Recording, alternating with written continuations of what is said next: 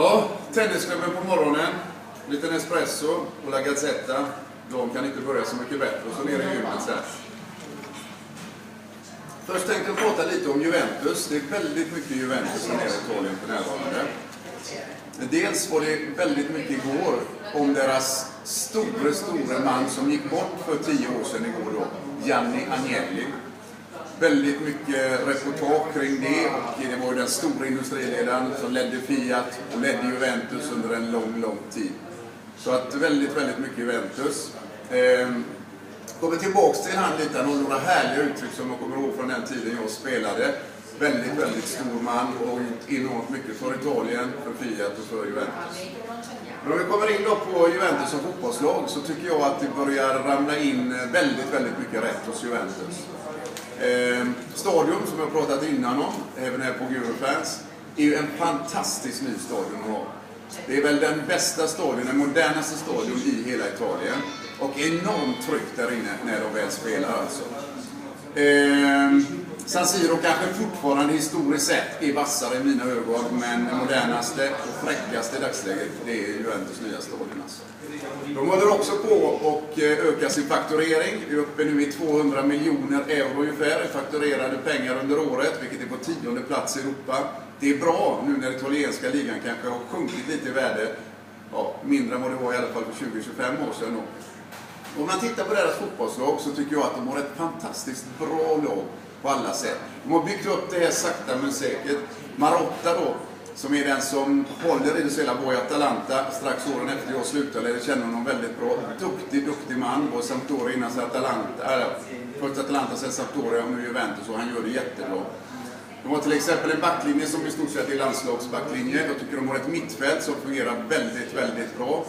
Kanterna med Lichsteiner och Asamoah, de gör också lite mål. Själva mittfältet, Vidal, Pirlo och Marquisio, de gör också mål. 4-5 stycken sådär. Det som kanske fattas lite grann, det är just den riktigt vassa forwarden. Och det ser vi, det är det de letar just nu i Juventus. Alltså, de letar efter den vassa forwarden. De har ingen forward som har gjort mer än 6 mål för dem i serien till exempel. Och det är lite för lite när man spelar hos Juventus. Så hittar de någon sån där riktig klassspelare där framme, då är det där ett lag, tror jag, som kan gå riktigt långt i Champions League till och med. Jag tror de vinner ligan, men de kan gå långt i Champions League. Jag håller dem som outsider efter de stora lagen. Jag såg dem krossa Chelsea hemma med 3-0 och de var riktigt bra. Juventus har traditionen, har power, har respekten med sig ut i Europa. Och när de väl kommer längre och längre i Champions League så tror jag de blir riktigt farliga. Jag tror till exempel att de knäpper Celtic här i 8:e ganska enkelt. Ja, jag skulle komma tillbaka lite till det när det gäller då Gianni Agnelli. Han hade några härliga uttryck som man kommer ihåg på den tiden. Jag kan ta några här snabbt. Det var till exempel så här, de fick en fråga. Vad tycker du egentligen som Juve-fans, han älskar sitt Juventus och sin Ferrari. Är det bättre att Juventus vinner eller att det bästa laget vinner när Juventus spelar en fotbollsmatch? Ja, så det är en ganska lätt fråga. För normalt sett så vinner ju Juventus för att de är det bästa laget. Han hade en förkärlek till Platini som inte var av denna värld. Han kallade honom till exempel Platini är som ett kreditkort. Det är bara att sätta in det så får man valuta. Han kallade också Boniek och Platini för Platini. Han var den vackre på dagen för han var grym i stort sett i alla matcher. Men framförallt Boniek, han var ruskigt bra på kvällen. Det blev en liten myt där för Boniek i kvällsmatcher till exempel i kupperna var han helt otrolig. Så han kallade han den vackre Boniek, han var vacker på kvällen, då spelade han en underbar fotboll. Men kanske det skönaste ändå som han hade uttrycket när det gäller Platini, det var ändå när de frågade sig, vad gör dig lycklig, Gianni? Och ja, han hade ju stort sett allt.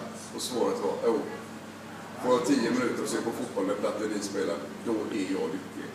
Han hade alltså Platini uppe till skyarna och Platini har hyllat honom också väldigt mycket. Ja, Juventus alltså, jag tror de är rejält på frammarsch. Buffon skrev nytt kontrakt i 2015, säger att det är en livsstil att vara med Juventus. Och de är heta för närvarande. Och Platini förresten, jag har en del gemensamt med Platini. Ja, det var en, vet ni vad jag har gemensamt? Vi låg båda två när vi var 32 år. Ja, det är nog det enda vi har gemensamt. Hej, till nästa gång.